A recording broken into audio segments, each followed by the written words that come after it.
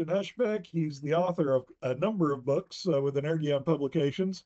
The book we're most interested in today is the third edition, which will be released next week, of Preserving Democracy. It's expanded, it's extended up to date because mostly we had to deal with predictions that were fulfilled uh, in in expanding the book. And so the third edition will be available next week. Elgin, glad to be talking with you today. Good to be here. And let's get right down to the important stuff and say what's the greatest threat that's currently facing the United States. I would say that the greatest threat is that of division and polarization. Um, we can fix pretty much everything else, but if you're going to do it in a democratic fashion, that requires people to talk to one another and work out a solution that brings as many people into the picture as possible. And if your focus is on defeating those who disagree with you, you're the way to do that is you by default demonize them, and then when you demonize them, you want to defeat them, and by defeating them, you can, if you win, you're 50% plus one. Well, you get to put your policies in place, but we're in a 50-50 nation, and sooner or later the other side's going to get in, and they're going to take everything you did out and put all the stuff they want in, and you end up with an instability, increased polarization, and eventually people will start breaking the rules. And basically this is where you get a tyranny, is because the only way you can maintain your side wins is if you set up basically a tyrannical system of some sort where the other side can't possibly win. And so that's the biggest danger. If we can get that fixed, all the other things I talk about in my book are really not that difficult. There, some of them are, but for the most part, the biggest problem we face is the fact that we just can't talk to one another. Now, some people would say that uh, that kind of a dialogue, that kind of exchange requires you, uh, how shall I say, not to hold firm convictions. Well, you can hold firm convictions, but you have to realize you're in a democracy. You're not a king. You're not a dictator. You have to, everybody gets a say. And so you can have very firm convictions, but the way to get your way is to argue for them, is to persuade people, not defeat them. And that's what makes the democratic system healthy, because if you can build a consensus around an issue, where if you got your way, you might get 50% plus one, but then 4 years later, the other side's going to get in and you lose everything. On the other hand, if you can put together a consensus that would get 60, 70%, it doesn't matter who comes in after that, because you've got a 70% consensus, and the other side taking over isn't going to disrupt that consensus. So by building a consensus, you can actually maintain a more stable system, which in a democracy is really needed, because if you're going to play by the rules, you got to know what the rules are. And if the rules change every 4 years, it gets really, really tough. Okay, I'm going to call a quick attention to the book that I see up there over your left shoulder, Seeking Truth, in Yeah. which you discuss precisely how to do that. This is certainly covered in Preserving Democracy, but for our audience, I want to make sure they're aware that there's a whole book dealing with both seeking the truth and how to discuss and defend Yeah. the truth that you found. So now let's go look at the backgrounds. You commented that our biggest danger is being so polarized, and so the question is, why is the country so polarized? And of course, following on from that, what do you do about polarization once it has happened? Yeah, it's kind of a chicken and egg problem. Do you have polarization because you have both sides trying to defeat the other side, or do you have both sides trying to defeat the other side because you have polarization? And it's a feedback loop where, the more one side seeks to defeat the other, well, guess what? That's going to have a response. And so this goes back 40, 50 years. It's not something that's just started. In fact, it's an inherent part of all democracies. It's always there to some extent. But what you hope is you hope that there's enough, I guess the popular phrase today is adults in the room. You hope there's enough adults in the room that they realize there's a value to building consensus and listening to the other side and realizing, it's a democracy. It's not a dictatorship. You don't get everything you want. You have to listen to the other side and build consensus and argue for your positions. And over the last 50 years or so, we've seen both parties move more and more and more. And you can say, you could finger point and say who started it and but that's really not productive. What really needs to happen is people used to say, okay, we got where we are. We shouldn't be here. We really need to move back towards consensus. Um, well, let's go and look at a couple of the major issues on which we have a great deal of polarization come up when we talk about Supreme Court decisions that have come up recently. Two of these, when the court overturned Roe, and the decision on in Obergefell. And in your chapter, and the chapter is on stare decisis, you explain why the court overturned Roe. You also argue that they will not likely overturn Obergefell, and why is that? And also explain for the readers what we mean by stare decisis. And you can pronounce it a little differently than I do. That's how I pronounce it, stare decisis. It basically means it's Latin for the decision will stand.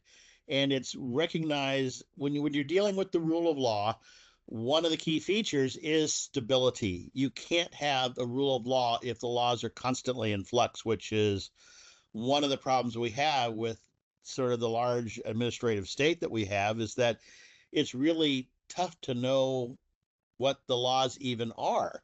One of the people I quote in my book is an author who wrote a book called Three Felonies a Day, where he argues that our laws and our regulations are so vastly complex in so many different areas that the average citizen commits 3 felonies a day without realizing it, because they just don't, nobody can know what all the law is.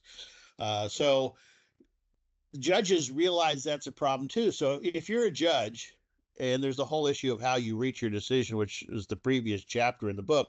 But let's say you're a judge, you're sitting on a case, and you need to rule on something that was ruled on in the past. You got a new case before you, and it deals with something that the court's already ruled on. Well, there's the concept of stability of the law and correct decisions. So what happens if the judge before you made a mistake? And so do you just fix the mistake, or do you leave the law? And that's where the whole issue of stare decisis comes in. The sort of the assumption is that you will leave the previous decision because it's there. Now, it's not an absolute rule. And I lay out in the chapter some decisions I think are pretty darn clear. They should have been overturned. One of them is Dred Scott, and the other is Plessy versus Ferguson. Both were rulings by the Supreme Court, which thankfully today they're considered anti-canon. They're considered by legal scholars mistakes by the Supreme Court. And I go into the details as to what was wrong with those decisions and why they were wrong. But then when you get to, say, you're now the Supreme Court in Brown versus Board of Education, and you're now looking at, should you have separate but equal schools that are segregated? And if you're going to stay by the previous rule, stare decisis, then you would say, yeah, the court's already ruled on this, and we're going to stick with what was there. But the court didn't, or at least not quite. They overturned informally, not formally, but they overturned Plessy versus Ferguson. And I think that was a very good decision. In fact, virtually all legal scholars think it's a good decision. There are legal scholars who have some, quibbles about some of the particular reasoning, simply because there was a corresponding case issued the same day that dealt with segregation in the District of Columbia. And when you look at the reasoning behind the two rulings, they're somewhat in conflict. And so it's like, yes, the rulings are correct. How the justices got there was a little strange in spots, but today nobody really argues against Brown versus Board of Education, and if they do, they shouldn't. at, at least in terms of the outcome. So there are some rulings. Plus, Dred Scott was not formally overturned by the Supreme Court. It was overturned by the 13th Amendment.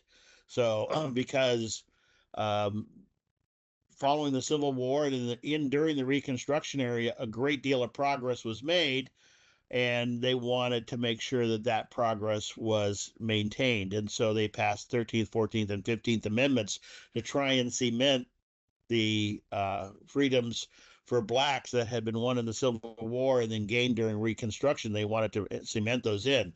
Unfortunately, those were erased by the Compromise of 1877 and the end of Reconstruction. Hayes became president by basically agreeing to end Reconstruction in the South, which is where you started getting all the Jim Crow laws, and we ended up with actually Plessy versus Ferguson and segregation for 50 years. So all of that progress was pretty much wiped out until the mid 60s. But bottom line is when you get into a lot of this, it's like, okay, now what do you do when you're a judge and you think the earlier court made a mistake? You can't just blanketly say, we're going to toss it out because it was a mistake. Nor can you just say, well, we're going to keep it because it's what the early court read. You have to have a clear set of guidelines as to when it's okay to overturn a law. And that's what I do in the chapter on stare decisis. And that's why I argue that, yes, they did overturn Roe. And if you look at the reasoning that Scalia gave in that ruling, when you then go look at something like Obergefell, you can say Obergefell was not a good ruling, and but I don't think it's going to be overturned. And that's because the same reasoning that applied to overturning Roe does not fit when you go to overturn Obergefell. And I basically pointed out why. And I don't see where you get that overturned. Okay. One of the things, just as a side comment, then, a lot of the time, and I'd like to just clarify for people, a lot of times we debate these decisions on the result, Yes. and you are focusing on the reasoning or the process. Can Yeah. you comment briefly on that? Because I think that's an important part of getting us to be able to discuss effectively is looking at the process, and also that leads us to looking at unexpected effects of a law or a ruling. Uh, Yes. Yeah. In any court case, you've got a whole bunch of things going on, particularly when the Supreme Court is making a constitutional ruling. And when they make a constitutional ruling, they are looking at sort of the broader issue. But they're also looking at the case directly in front of them. And so then they have their reasoning and their judgment. The judgment is what people focus on. Roe was overturned. Roe was passed initially. Roe was overturned later. Basically, the people directly involved, when the judges ruled, they fundamentally just want to know, did they win or did they lose? However, what's actually more important for the country is why did they rule the way they did?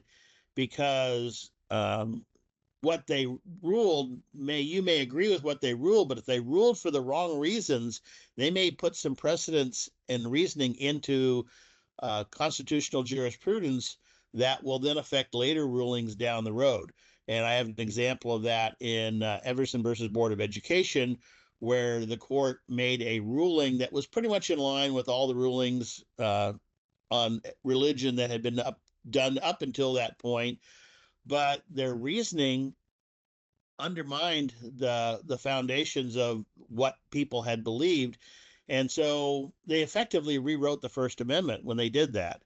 And so if you like the outcome, you're thinking, oh, Everson was a great decision. But it also resulted in a lot of other decisions down the road, which fundamentally changed how we view the First Amendment, which, we're not supposed to be changing Constitution through the courts. We should change the Constitution through the constitutional amendment process. When a court does a constitutional change, it's basically a dictatorial way of making a change. It's not a democratic way of making a change. So when the court rules on the Constitution, if they're not sticking to the Constitution, but they're imposing a view on the Constitution, then that's a problem. In talking your chapter on law and justice, you argue that the growing trend of citizen lawsuits is a problem. What are they? And that's a key question because I don't think a lot of people understand what you're talking about here. And how do they threaten democracy? Well, citizen lawsuits are lawsuits that allow individuals to sue on behalf of the American people or on behalf of other groups. If you're wronged in some action, what legally is called a tort, you can always sue or almost always sue for damages. But if you're not involved in the case, then you're not allowed to sue. Um, this goes back as that's power is it goes back a long time as that's power is transferred to the government. So you have to have a prosecutor or you have to have a government agency bring that suit.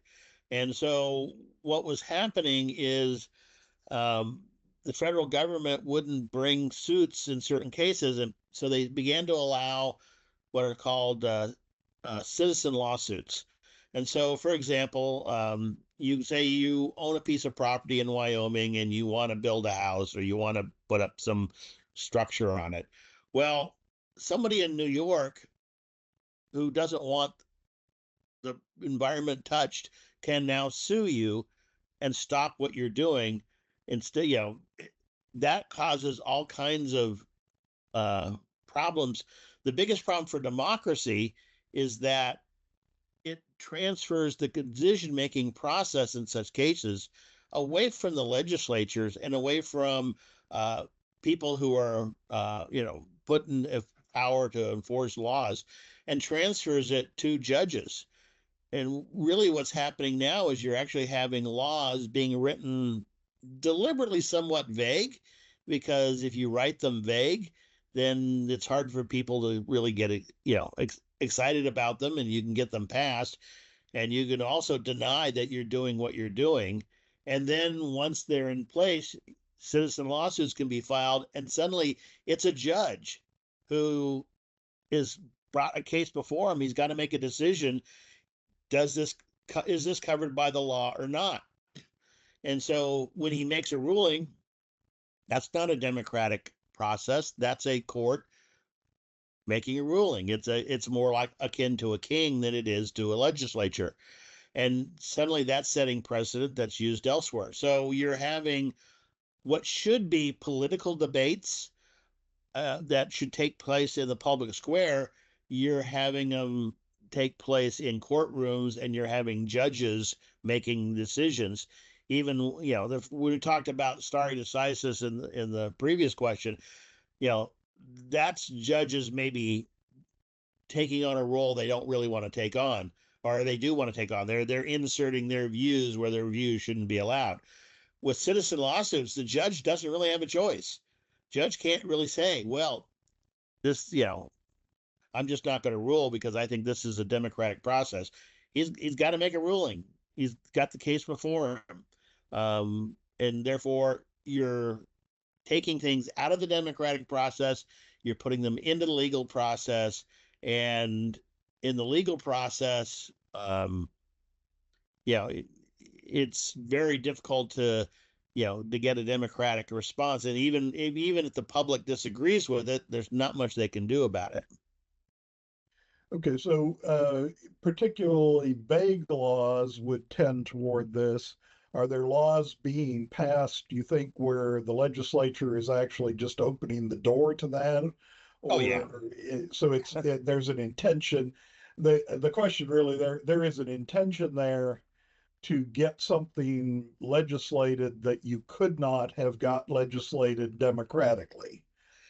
Yes, that definitely does happen on occasions. And so what's happening now is you're getting these citizen lawsuits, but then you're also getting counter citizen lawsuits from, so you may have groups on one side of an issue suing to get the judge to impose their views on a situation, but then you get counter citizen lawsuits countersuing, and again the judge ends up having to make the decision. It's not a democratic process, it's a legal process.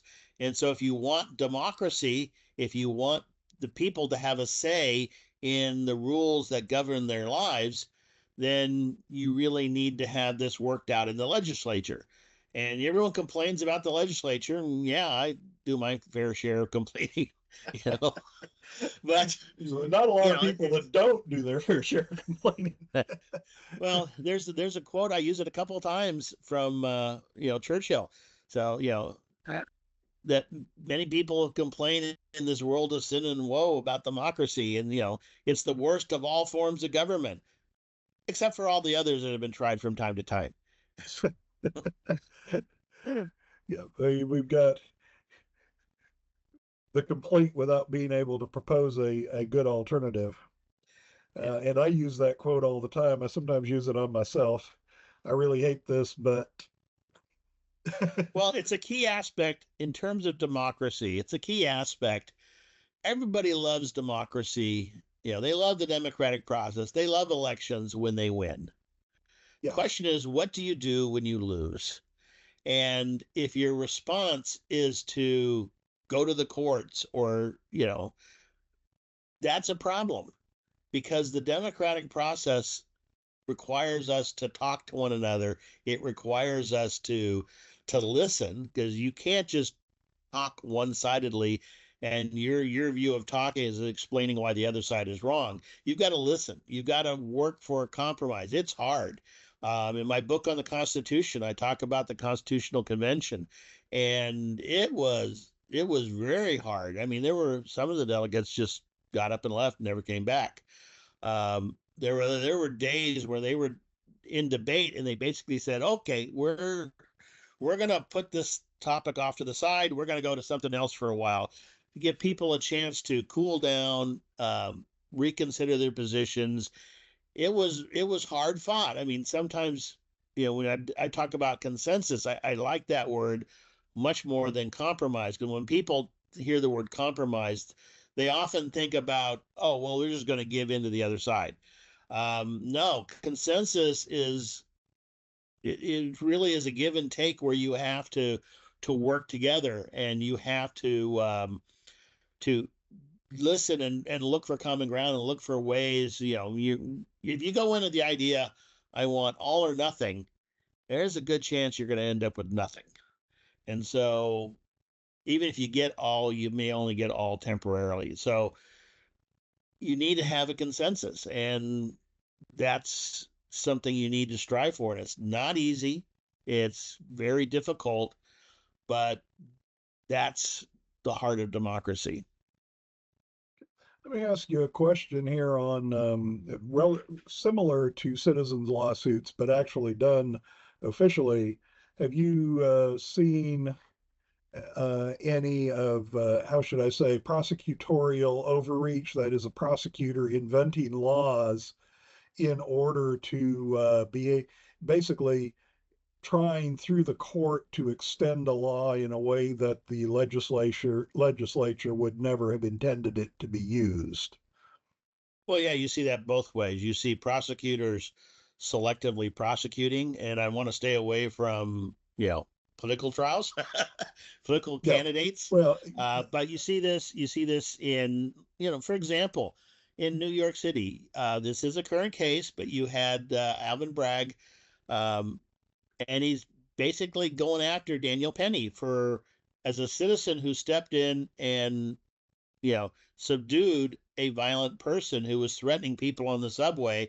Unfortunately, that person died.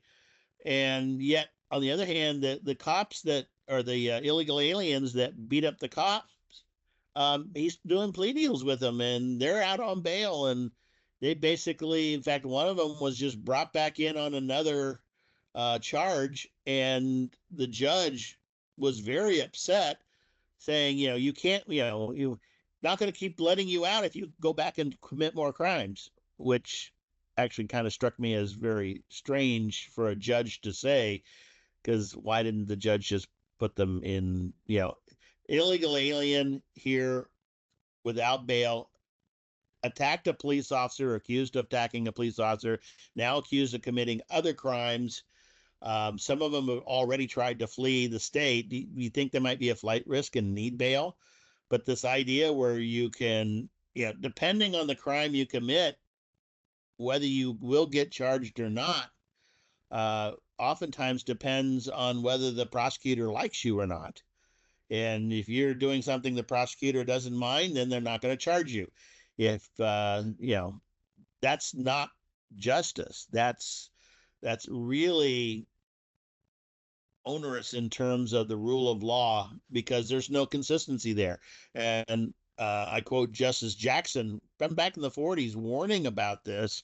And it's basically the subject of that book I talked about earlier, Three Felonies a Day, where you look at the massive growth of regulation and how much regulations think about the size of the tax code just in and of itself, not mention all the other regulations, right?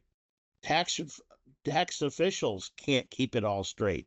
If you give people have done this, you give three different tax returns to three different people to prepare, experts in the field, and they'll come back with different figures because it's just too complex. And so then to have a prosecutor be able to look at that and say, okay, I'm going to see if I can get you on something. That's where you get three felonies a day.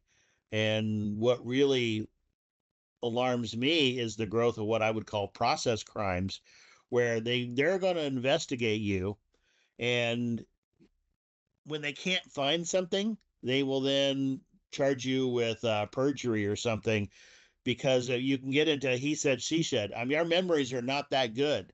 Mm-hmm. Very few people can accurately remember everything precisely from 2 years ago, probably even 2 weeks ago.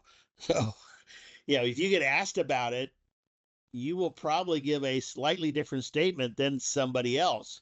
But if the prosecutor wants to get you, they can say, well, that's somebody else must obviously be telling the truth, and you must obviously be lying, and you lied to keep me from finding the crime that I was never able to find, and therefore I'm going to prosecute you on perjury. Yeah.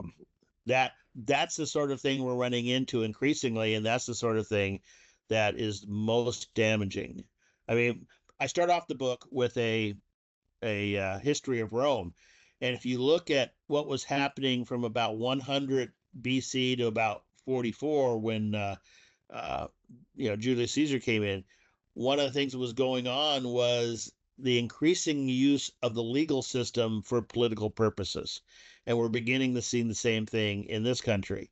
And that's a very bad trend. The reason Julius Caesar basically became a dictator is because his political opponents had accused him as being an enemy of the state, and he had no choice either go into exile or come to Rome and be convicted because he couldn't trust the justice system, or basically come into Rome with his army and set himself up as dictator, which is what he did. So we've seen these things before, and they don't turn out well. Okay. There's about 15 questions that could follow up on that, but most of the answers would take us far afield from from the topic. So I'm going to go on and ask you about another chapter in your book. Sure. Which is an interesting choice of how to open a chapter. When you talk about American values, you start out with the story of a deserter and yes, what happened. Charles Jenkins. Yes. Go ahead with that. We actually had somebody recently who went across the border for strange reasons, and we don't know the end of that story. Yeah. This is a story of a guy who grew up in the 40s and 50s. He joined the National Guard because he liked how the women flocked to them in their uniforms. Good patriotic stuff. And he eventually joined the army at a fairly good time. Uh, However, in the mid 60s, he found himself on a second tour in Korea. He wasn't happy. He wanted to go home, and he concocted a scheme that would basically, he's going to walk across the border, be picked up by the North Koreans. He had this visions of getting exchanged as a political prisoner and coming back. He figured he'd get court-martialed, but as far as he looked at it, at least he's home. And long story short, he basically spent 40 years in North Korea because once the North Koreans got a hold of him, they wouldn't let him go because he was a great propaganda trophy for them. And so he spent 40 years in North Korea. And when he finally was allowed to leave and come back to the States, the Army did court martial him and basically gave him 30 days sentence and then suspended the sentence because they figure he'd already more than paid for his crime. But when he came back, he started looking around. He couldn't believe what he was seeing. He was overwhelmed by something like Walmart's with its size and selection. Uh, and the reason I opened up the chapter with that is because most people today, I taught college, and people have no clue of how special this country is. Like Jenkins, they just think it's just another country, and there's nothing really going on here. When he walked across the border, he had no clue what he was giving up. And you see this occasionally with news stories of tourists in foreign countries getting picked up by the police, and it's like, wait, this wouldn't have caused me a problem in the States. Yeah, it would not have caused you a problem in the States. It's there's a reason so many people have wanted to come to this country and are continuing to come to this country. And there's a reason that so many people have joined the military and fought and died for this country to preserve what we have. And most people don't understand what that is, particularly the college students and stuff that I would teach. And so that's why I have that chapter, and it's yeah, that's why I did it, because if you don't know what you have, you basically won't know until you've lost it what you've lost. And there's a whole chapter on that, so people can read that up and get some more information on that in the book. Um, let's get to the next question. Really, I think illuminates partly the title, because one of the things I've heard as soon as I say, Elgin Hushbeck's book, Preserving Democracy, and they see the Statue of Liberty, oh, this is American, they'll say, we're not a democracy, we're a republic, Yes, we are. which is an interest. Yeah, the answer being yes. But this should give you a chance to focus in on, exactly what all of that means when we say you're critical of state initiatives. Yeah. There's going to be a number of them here in the state of Florida this year, so we won't talk about those. Uh, aren't they the closest we get to direct democracy? Well, there, the closer we get to direct, let me make the statement that when I say preserving democracy, I'm talking about democracy as a generalized form of government, as opposed to tyranny or monarchy or some of the other types of governments that are out there. So inside of democracy, there's a bunch of different categories of democratic forms of government. And one of those is direct democracy, like they had in Athens or something. Another is a republic. And in my chapter on that, I very clearly show that one, the founding fathers did not like direct democracy, and for reasons that I specify in the book, and they wanted a republic. They wanted the government to be the way it is. And I talk about why they did, and I think they made some pretty wise decisions. And I basically go through their reasoning and their justifications for it. So, yeah, we are not a direct democracy. We are a republic, and I think very deliberately so. I wouldn't want it. I would not want a direct democracy. I don't like the initiative process. I have a long discussion of an initiative in California, Prop 72, and for me, it's a great example because even some of the supporters, once it got passed, began looking at the fine print and realized they had no idea what they had just done, and they were trying to fix it. It basically it set up a new institute, and it exempted the institute from the normal ethics and disclosure laws. It gave them a huge pot of money, $3 billion, and basically said they actually wrote into the Constitution of California that this law cannot be changed for 3 years, which has now passed, and then it can only be changed with a vote of 70%, which it only passed with 59%. So, they basically locked themselves into being exempt from the laws of the normal ethics and disclosure laws of the state of California with a big pot of money to hand out. So yeah, I'm not too keen, and the things I point out in that is like, what are you supposed to do in a democracy? If someone puts forth a law, you'd be able to propose an amendment to the law. Well, when we get a proposition, it's a take it or leave it. You either have to vote up or down. So let's say you support A, and you've got an initiative that's going to support A, but buried in that initiative is a whole bunch of stuff you don't like at all. Do you vote against your A because that's voting against what you want, but or do you vote for this initiative that you consider really bad? It puts voters in a very awkward position. And when you have, initiatives going into into constitutional, like that was constitutional amendment of the state of California.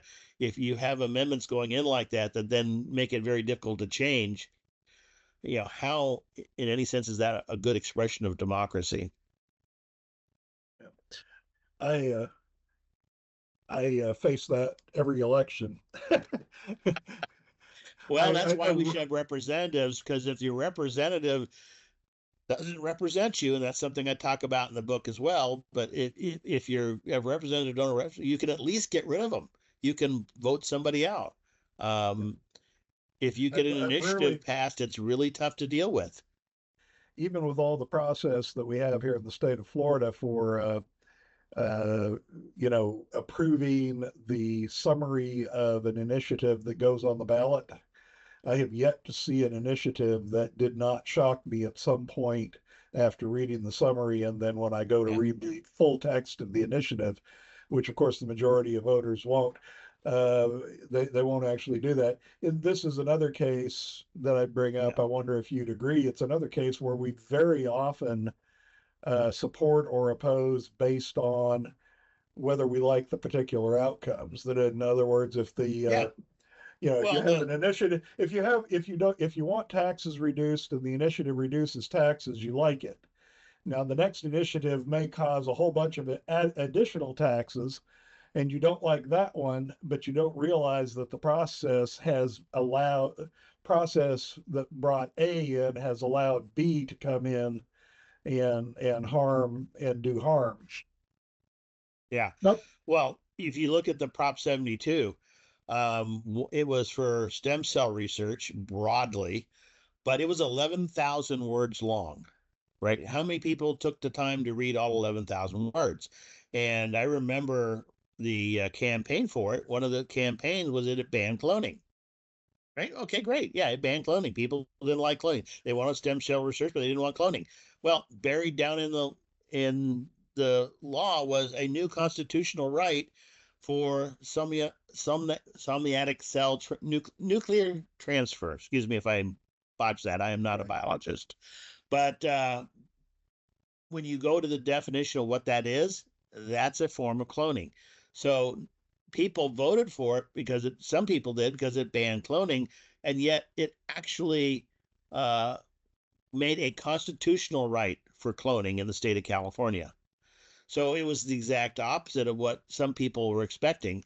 And that's the sort of generalization you have. What if you support um, stem cell research, but you oppose cloning? What are you supposed to do with this bill? Well, and then you get a citizen lawsuit based on it, and that should multiply the whole thing because Yeah, if it's hard to read and determine what it means, that illustrates the problem we had in an earlier question. Yeah. Yep. Okay, let's get on with this because I think we could discuss this for a while. Uh, I like this one. I want to hear the answer to it. You defend the Electoral College. Why do you Yes. do that? Well, the founding fathers were trying to address a particular issue, which is how do you actually involve the entire country in in the election? Without the electoral college, what would happen is the large population centers would choose the president, and the small population centers would have virtually no say. Um, with the Constitution, with the electoral college, what that does is it forces the presidential candidates to essentially run a 50 state campaign. They can't, granted, they're going to ignore small states that vote reliably one way or the other, but for the most part, they're going to battle it out in areas that require them to address the nation as a whole.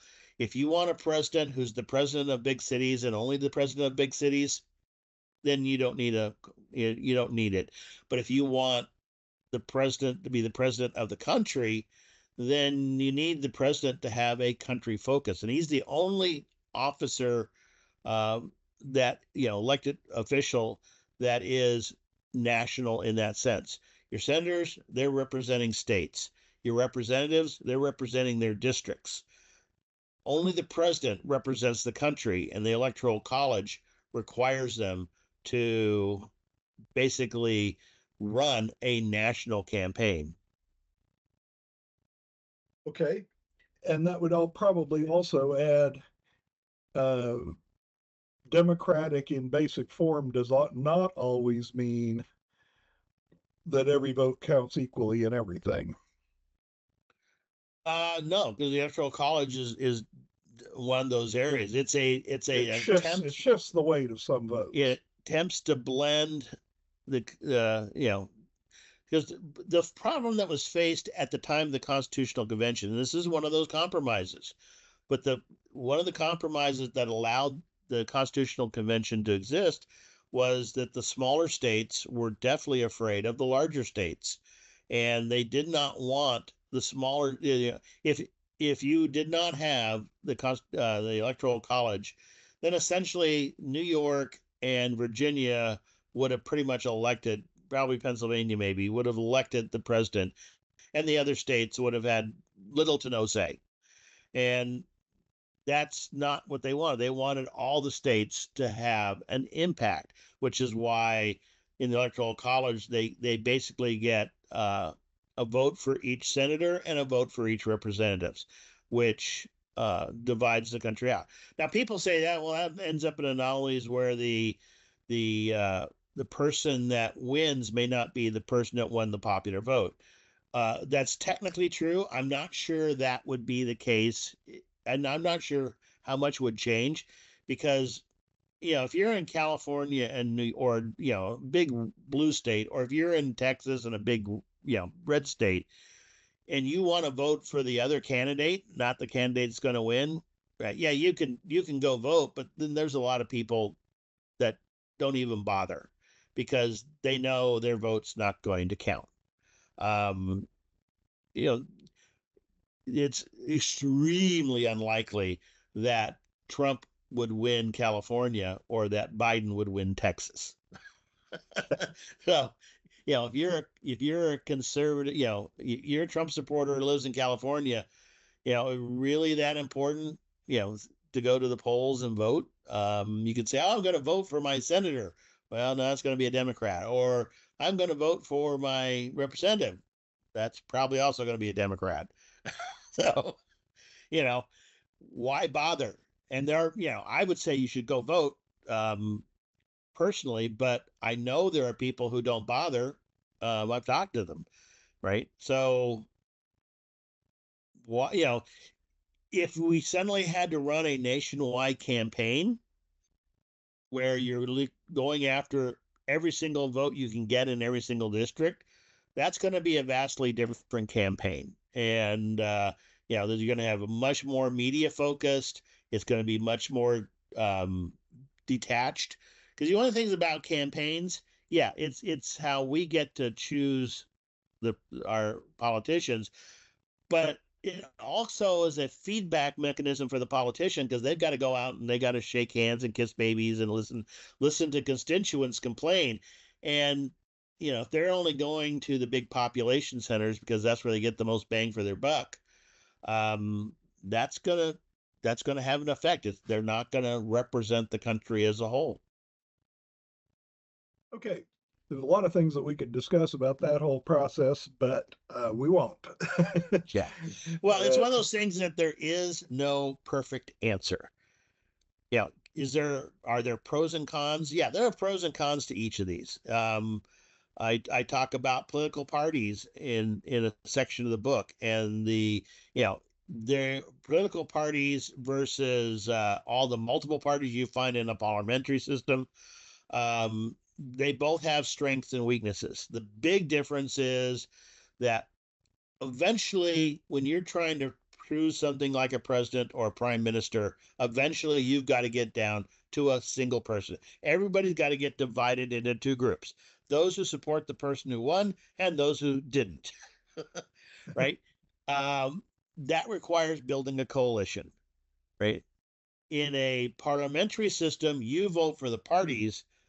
The parties then form the coalitions, and who can form the winning coalition becomes the prime minister.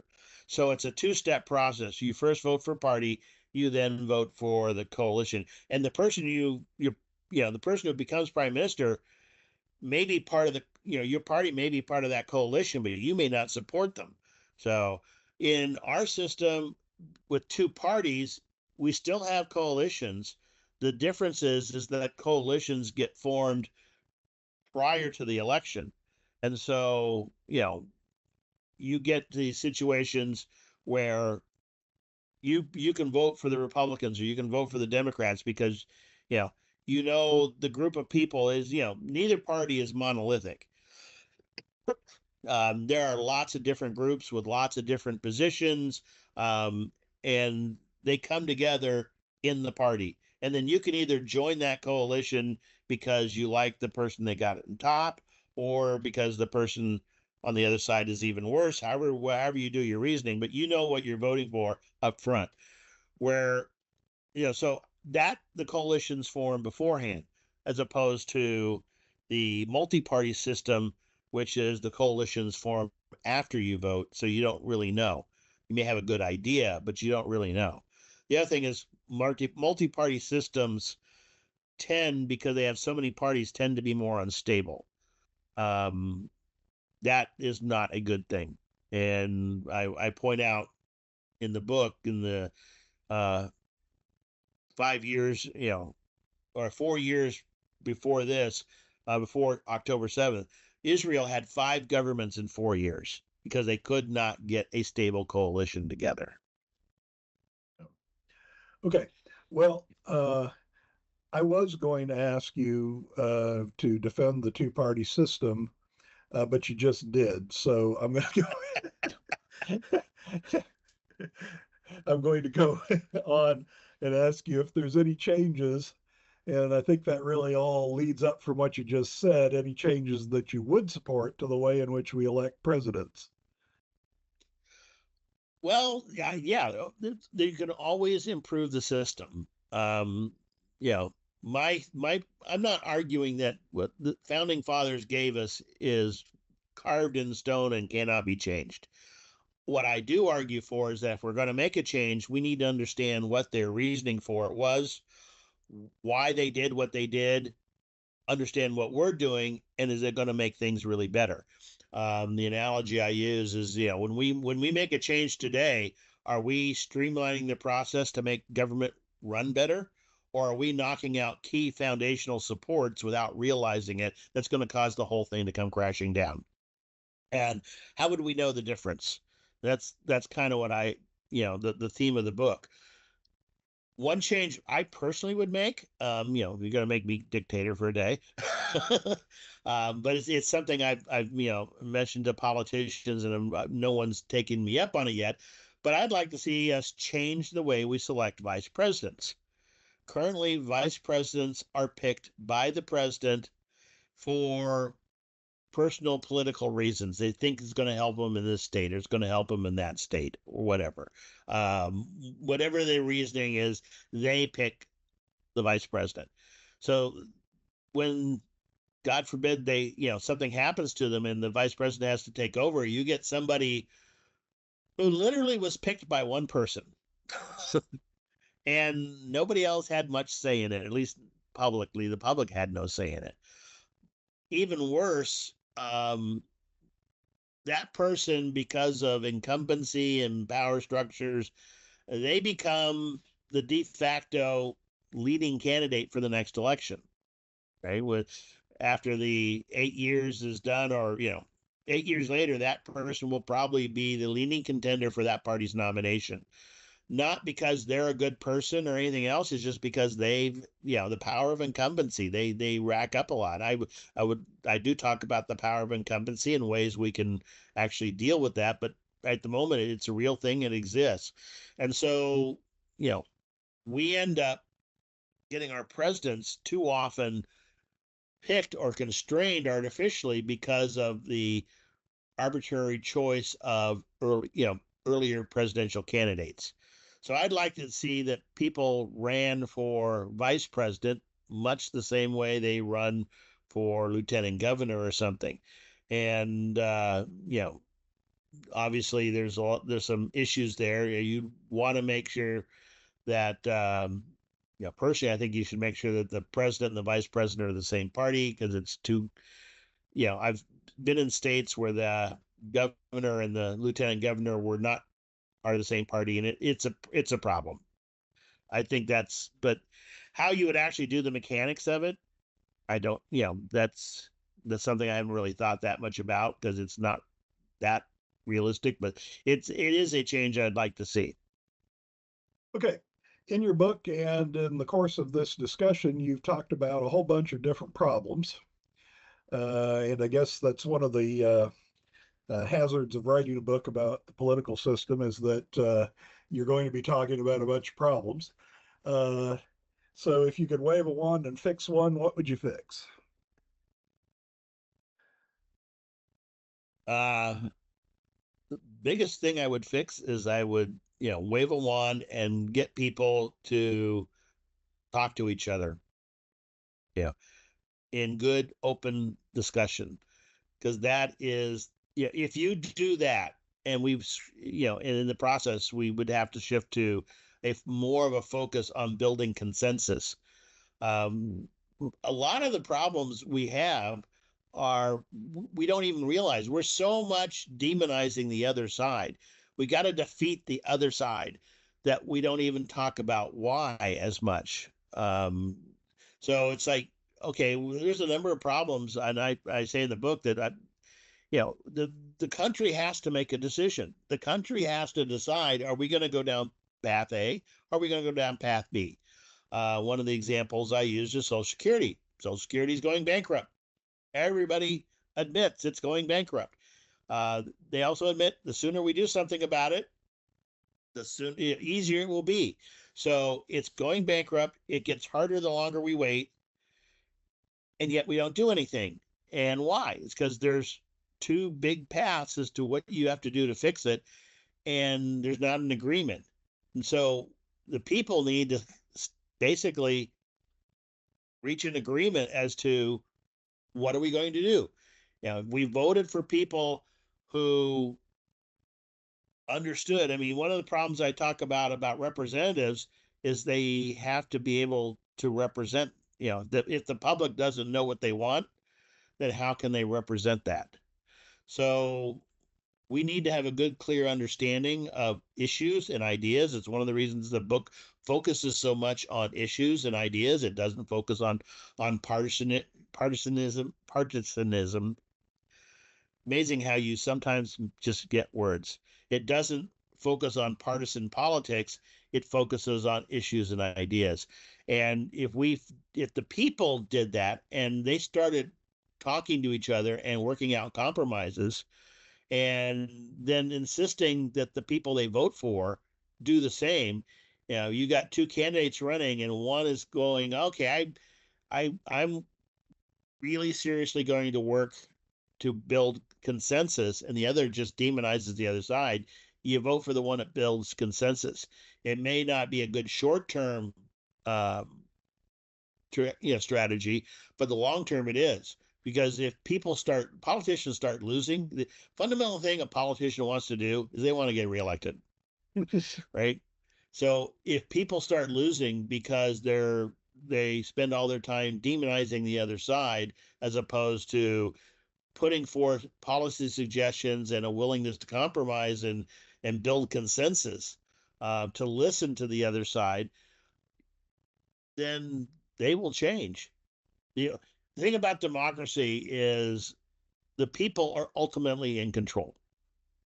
If we basically don't pay much attention and don't really give clear directions, and then politicians and the people who run things will pretty much run amok. It's like say you're the teacher in a classroom, right?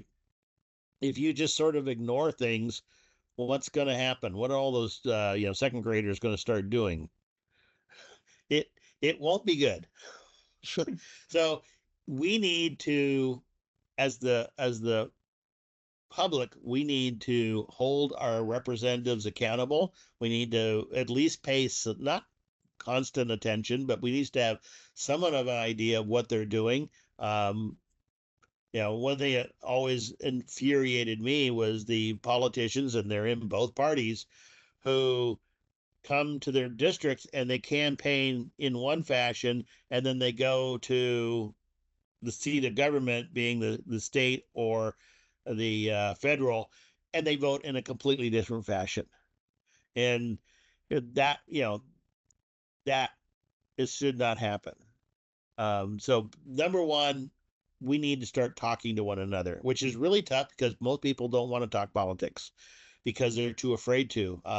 That unfortunately, with good reason, but that needs to change. The second, if I had to make a second policy, it's really that is I would wish journalism would get back to or move closer to um, basically telling stories rather than pushing an agenda. Um, Too much journalism is agenda journalism, and if you're pursuing an agenda, you're not pursuing a story, and therefore we're falling into silos. We only listen to news reports where the people will agree with us. You go on one channel, you only get one party. You go on another channel, you only get another party. It's that's not a good way. Okay, well, I appreciate the time here. We've got covered a lot of subjects. The book is Preserving Democracy. It's the third edition, and seriously expanded. If you have one of the earlier editions, it's a good idea uh, to fill yourself in on some additional stuff. And it is going to be released next week. Yeah, looking forward to it. You'll be able to get it on Amazon, Barnes and Noble, a whole bunch of online outlets as well.